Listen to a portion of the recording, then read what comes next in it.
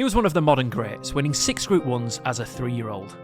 In the Juddmonte International at York on the 18th of August 2009, Sea the Stars faced one of his biggest tests.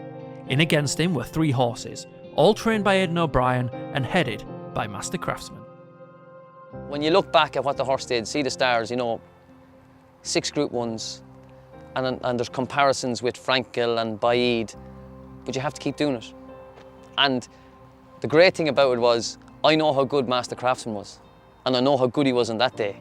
Like Aidan had him to the minute, cherry ripe that day. Well, we knew we had a chance. Like, obviously we saw what Sea the Stars had done, and we knew he wasn't going to be easy. And Mick obviously knew our setup very well, and there was nobody ever probably suited a horse better than Mick did Sea the Stars, because we met him in a lot of his big races, and we ran 2 and 3 horses against him, and Mick would have always known the way we were thinking and what we would do. And like, obviously we always liked to make the races even, because then the best horse will always come through and win.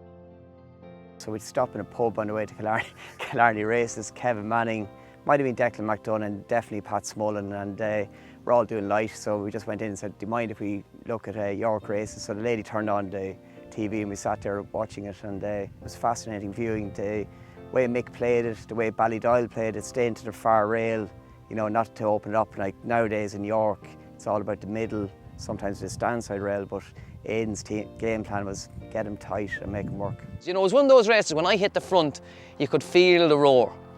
And as Sea the Stars was coming, you could feel it again. And I sensed him coming, and I thought Mile had more, and he did give more, but he just got by me the last 150 yards. But it was one of those, that was a great race.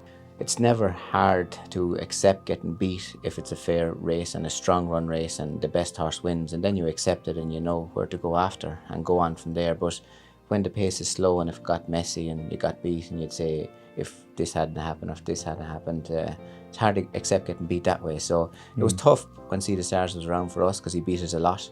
But we always did our best to beat him, and we tested him every day, and he just kept coming through. Really. It took his best to get by us, but he was able to get by us, and that's the sign of a great champion. Yeah, I suppose we always knew whatever we did was going to be difficult. He was a relaxed horse. He stayed well, and he had speed.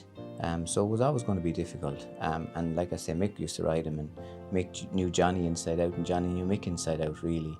The two of them were like serious competitors for a long time. And I suppose the both of them were kind of, Johnny would have been absolutely at the height of his powers at the time, and Mick had all the wisdom from all the years gone by, and knew how to play it when he needed to play it, you know. So tactically, looking at the two of them, it was super, really. Not my greatest memory of York, but Mastercraftsman was absolutely flying before York. We really fancied him, you know. We did. I really fancied him. We were after meeting Sea the Stars a couple of times in the Guineas, in the Derby, and we really fancied him that day. And we had 3 in the race, so it was 3 against 1. So I was there to Aidan, maybe we should follow him, Aidan, and get him into a battle, I said, you know, and really, you know, because our lad's going well. And he said, no, go in front of him. He says, you kill him today. He says, our lad is really flying. He says, you know, we'll have a good pace up. He said, I said, yeah, but I said, Mick won't engage in the battle. He won't engage in the battle early. I said, he'll... Anyway. What happened? He didn't engage in the battle. He just quickened by me the last 150 yards. How good is Sea the Stars, Mick? The best I've ever ridden. And your man goes, Galileo, Azamur, no, this is the best I've ever ridden. That's pre-Eclipse, pre-Juddmonte. He was totally convinced by him, but it was from then, week to week, that improvement. And if he was kept in train as a 4-year-old, God knows what he would have done. Still irk, or are you able to appreciate what a great racing moment that was? What's that word you use, irk? It still irks.